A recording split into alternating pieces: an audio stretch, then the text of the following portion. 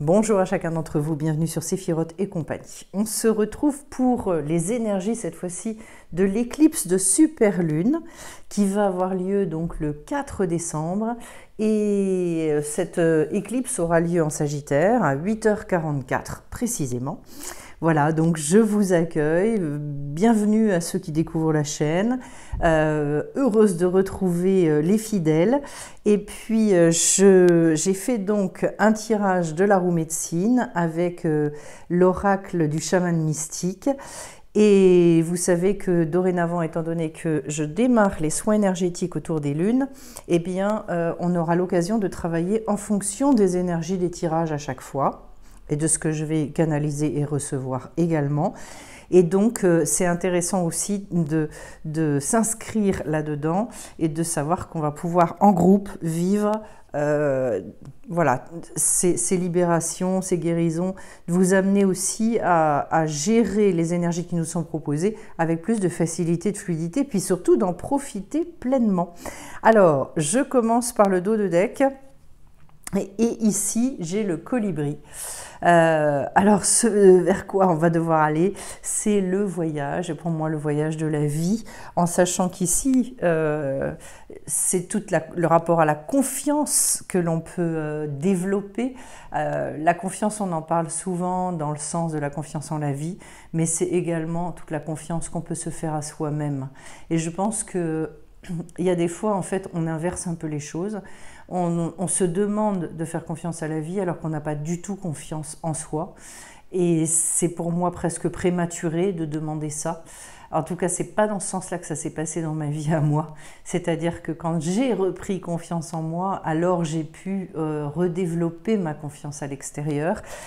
Ici, oui, il est question d'aller récolter un nectar extraordinaire puisque le colibri fait des milliers de kilomètres pour aller se nourrir à un nectar fabuleux, de fleurs très spécifiques. Donc voilà, un grand voyage qui attend. Et cette fois-ci, il n'est plus question de penser ni à sa survie, ni à sa sécurité, en fait. C'est vraiment l'exploration de l'inconnu en soi. C'est une notion à laquelle je tiens beaucoup, parce qu'en fait, il n'y a que comme ça que on se reconnecte à la vie avec un grand V, celle que l'on a à l'intérieur de nous. C'est un magnifique message. Et le message, pour moi, il va vers ce chaman mystique. Donc, d'aller se découvrir aussi sous cet aspect-là. Il y a en ce moment, de toute façon, des énergies extrêmement puissantes, tout le monde le sait, et qui, pour moi, nous demandent d'exprimer notre plein potentiel. Voilà, de réussir et trouver le chemin pour que petit à petit ça puisse s'exprimer, ça puisse sortir. Alors, la première chose qui nous est dite ici, au travers de la carte de la danse des fantômes, là c'est situé au niveau spirituel. Et pour moi, il est clair qu'il y a besoin d'une grande réconciliation avec ses aïeux, avec ce que l'on a pu vivre, traverser. Réconciliation, non pas forcément avec les personnes elles-mêmes, mais à tout le moins avec cette histoire commune qu'on a pu avoir dans un temps. Et donc, à partir de ce moment, je pense que ce qui a pu se produire et qui a pu être extrêmement douloureux à une certaine époque peut s'alchimiser et devenir un terreau extrêmement fertile pour repartir. Oui, on est dans une vision, je pense, assez, très imprécise de la relation qu'on doit entretenir avec nos ancêtres, en sachant qu'il n'est pas question d'aller idéaliser les choses, il n'est pas question d'aller donner tout un tas d'excuses, c'est pas ça, mais le fait de se dire, voilà, ce qui a été, sur un temps donné, ces êtres-là, ils ont fait ce qu'ils ont pu, ce qu'ils ont voulu, mais ce sont des âmes, ce sont aussi des âmes divines, des âmes qui, pour certains, ne sont plus là, ne sont plus dans ce monde. Et je pense que cette réconciliation profonde, elle est source de beaucoup de révélations, beaucoup de... Au-delà des guérisons et libérations, ça va au-delà de ça, de se reconnecter finalement dans cette lignée-là. Alors je vais m'expliquer un petit peu. On le voit, quoique nos sociétés aujourd'hui essayent de casser et de briser toute filiation, et je dirais, ça a été remisé dans les limbes de ce qui était has-been, et voilà, d'un air de dire, en fait, de tout ça, on s'en fout. En fait, on s'en fout pas tant que ça. La bonne preuve d'ailleurs, c'est que ça nous préoccupe et que ça nous pose beaucoup de questions. Et je pense que de se réinscrire dans une lignée, c'est extrêmement important.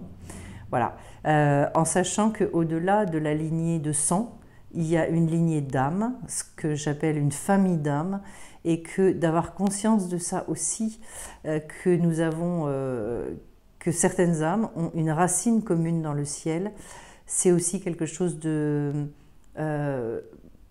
fondateur qui sort de l'isolement, qui permet aussi de comprendre cette appartenance au grand tout. Voilà. Et pour moi, au niveau spirituel, quand on a cette vision-là, alors c'est beaucoup plus facile de trouver sa place, c'est beaucoup plus facile de trouver aussi une légitimité. Donc je trouve ça très intéressant qu'on ait cette carte à cet endroit-là. Derrière, au niveau maintenant matériel, on a la carte du soleil. Alors bon, voilà, un archétype qui est tellement puissant et qui est tellement riche que on peut pas parler de tout, mais ici, ce que j'ai envie d'aborder avec vous, étant donné que c'est dans le cadre des énergies lunaires, vous savez que la lune, elle reflète les rayons du soleil, et que ce à quoi je pense, c'est si on veut donner de toute façon, il est nécessaire de recevoir, il est nécessaire de se donner à soi aussi, et il est nécessaire d'accepter de rayonner. Et donc, pour moi, c'est beaucoup, beaucoup reprendre cette assise, cette conscience de qui on est, qui est aux antipodes de l'orgueil, parce qu'en fait, quand on a vraiment conscience de qui on est, il y a un sens des responsabilités qui arrive avec et qui est énorme. Et donc je dirais entre guillemets, il n'y a pas le temps de devenir orgueilleux. Il n'y a pas le temps, pourquoi? Parce que plus on a conscience de ses dons, de ses capacités et de ce qu'on a à transmettre, et plus on se dit, j'ai aussi l'équivalent en responsabilité qui m'attend. Donc voilà. Mais ça aide, et cette conscience, elle aide beaucoup à trouver sa place. Elle aide beaucoup à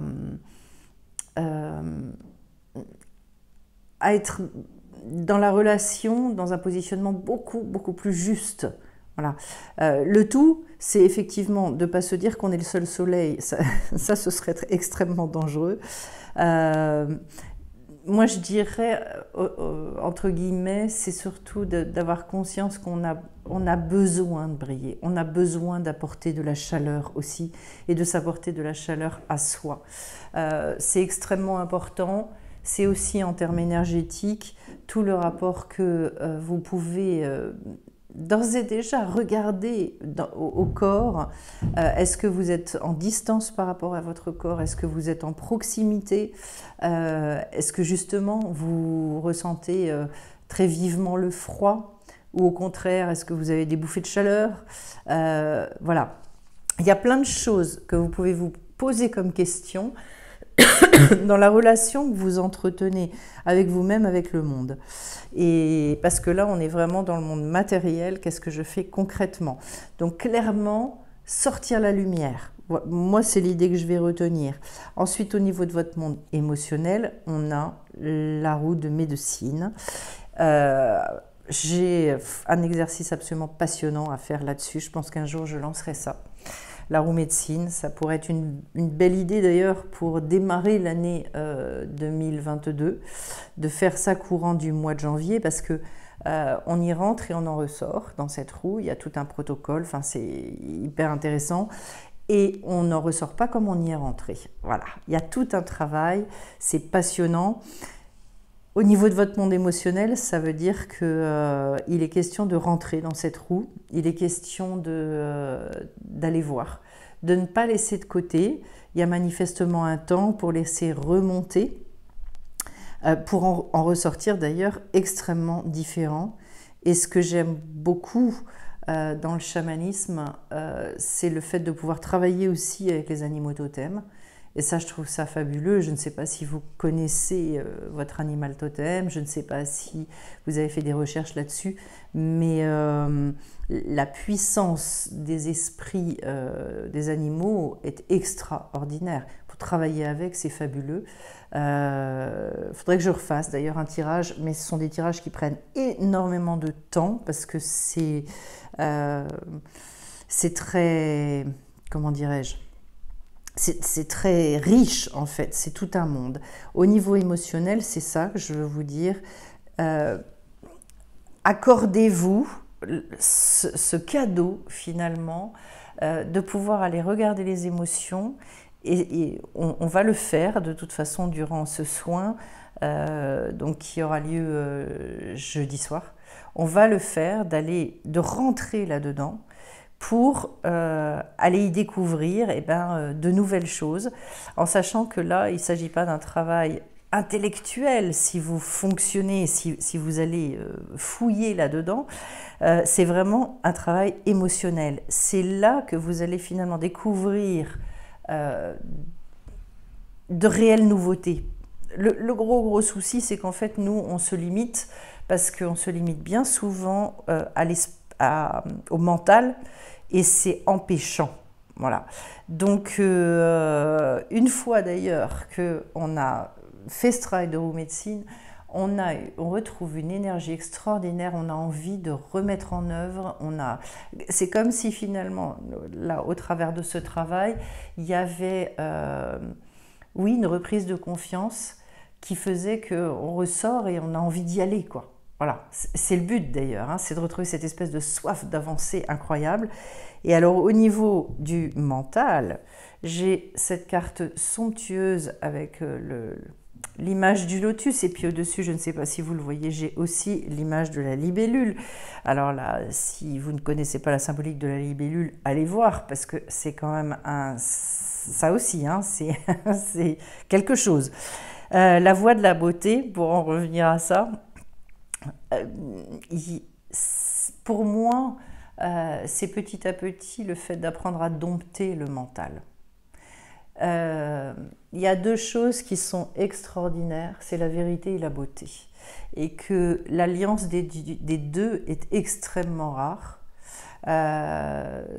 Soit la beauté, elle est factice, elle est superficielle, soit il y a la vérité, et la vérité, dans ces cas-là, elle peut avoir un côté un peu sec, un peu décharné, désincarné, je dirais. L'alliance des deux, c'est le summum, c'est le bonheur absolu. C'est le jour quand la vérité se fait vraiment, se part de tous ses atouts d'esthétique, c'est magique, quoi. C'est là qu'on se dit, il fait bon vivre. Et c'est pour ça que c'est comme si on disait, il y a besoin de remettre de la douceur dans la manière dont on s'exprime, dont on se parle à soi-même aussi, avec laquelle on pense tout simplement à soi, à la vie. Voilà. Là, même s'il y a des choses qu'on croit être brisées et où on se dit il ne sera pas possible de remettre finalement de la vie là-dedans, c'est jamais fini. C'est jamais fini. Et donc, de garder toujours cet espoir, et je pense que la voie de la beauté, elle peut grandement, grandement réaider. C'est vraiment aussi tout ce côté extrêmement féminin qui quand il s'exprime, redonne goût aux choses. Voilà. Et peut redonner aussi beaucoup plus de légèreté, presque d'humour, je dirais, sur soi. Se réconcilier pour moi là avec son mental, en se laissant vraiment séduire par des choses vraies et belles. Voilà. C'est toute une douceur, hein, c'est toute une démarche. Et pour moi, c'est quelque chose qui se fait au fur et à mesure. c'est comme de réinventer son quotidien pour regarder comment, où est-ce qu'on peut intervenir, etc. Et puis au milieu, donc le cœur de tout ça, c'est la flèche. Alors la flèche, on connaît deux choses. La première, c'est tout ce moment de concentration incroyable qu'on condense pour pouvoir atteindre une cible. Donc un moment d'immobilité, de silence, de maîtrise de sa respiration, de son cœur, etc. Et puis une fois que c'est décoché, finalement, tout ce qui nous échappe. Avoir conscience, là vous voyez tel que je prends la carte, c'est vraiment quelle est ma part, quelle est la part de la vie. Moi, vous voyez, donc dans le fait de se dire, moi je suis obligée là de revenir vers moi, de me concentrer, d'être dans ce silence aussi intérieur, cette écoute, pour connaître mon but et pour savoir comment décocher ma flèche. Mais après, une fois que la flèche est décochée, ça ne m'appartient plus. Il y a un côté extrêmement lâcher prise aussi. Vous voyez, vous imaginez, même si vous n'avez jamais fait de tir à l'arc, on s'imagine très très bien ce temps de préparation incroyable et cette espèce de millième de seconde où dans l'esprit, on se décide à lâcher sa flèche. Qu'est-ce qui fait que c'est ce moment-là, pas un autre, etc. Ça, c'est impressionnant. Et je me dis, c'est vraiment ça. Avant de décocher, en fait, tout notre travail, c'est un travail intérieur, un travail préparatoire, avec la conscience de l'endroit précis, clair, où on veut aller. Donc, je trouve ça très intéressant. Ce premier soin, justement, il va être beaucoup dans la précision. Il va être peut-être et probablement aussi dans le fait que chacun puisse déterminer un but bien précis à ce qu'il veut obtenir. Voilà. Très intéressant. Alors, j'ai pris l'oracle de la Lune et j'ai l'amour de soi. Voilà.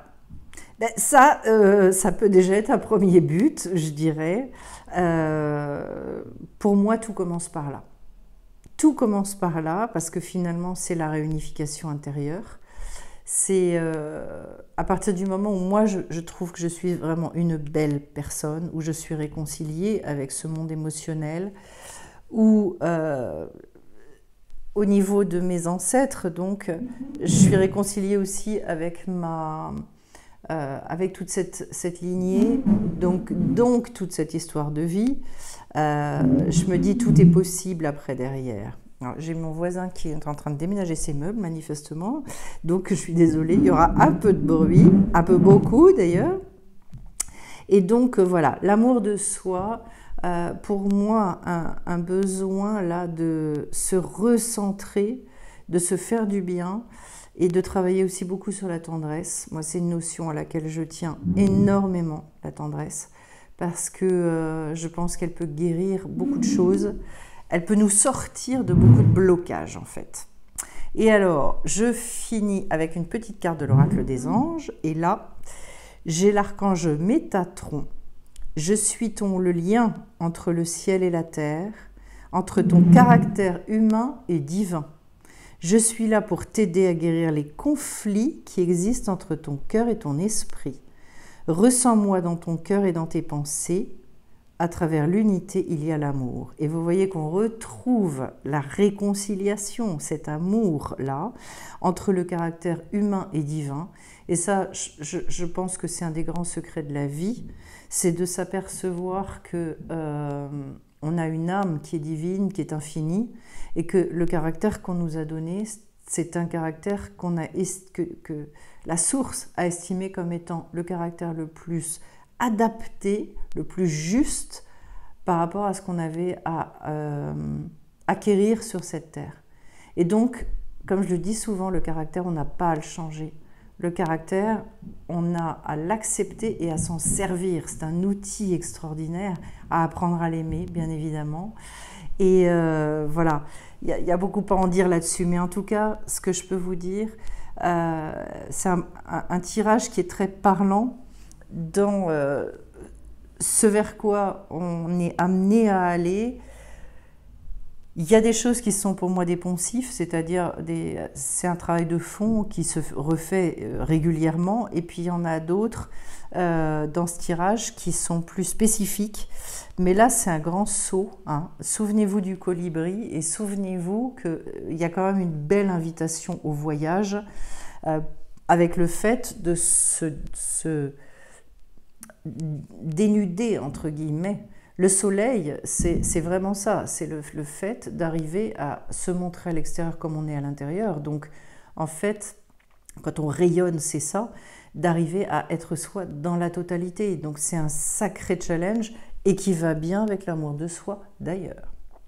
Voilà ce que je pouvais vous dire. Bah, écoutez, j'espère que ce tirage vous aura parlé. Pour ceux qui vont donc, qui se sont inscrits aux soins, je vous retrouve avec grand plaisir jeudi 2 décembre à 19h15. Pour les autres, si vous souhaitez aller voir, et s'il reste de la place, si vous souhaitez aller voir sur le site, il n'y a pas de souci, je mettrai en description sous la vidéo les détails, le lien pour que vous puissiez accéder directement sur sephirotetcompagnie.com.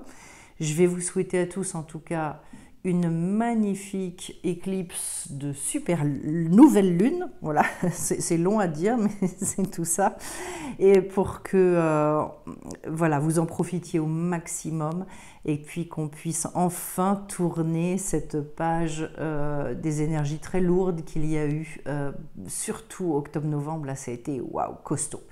Eh bien écoutez, plein de belles choses à chacun, et à très très bientôt, au revoir.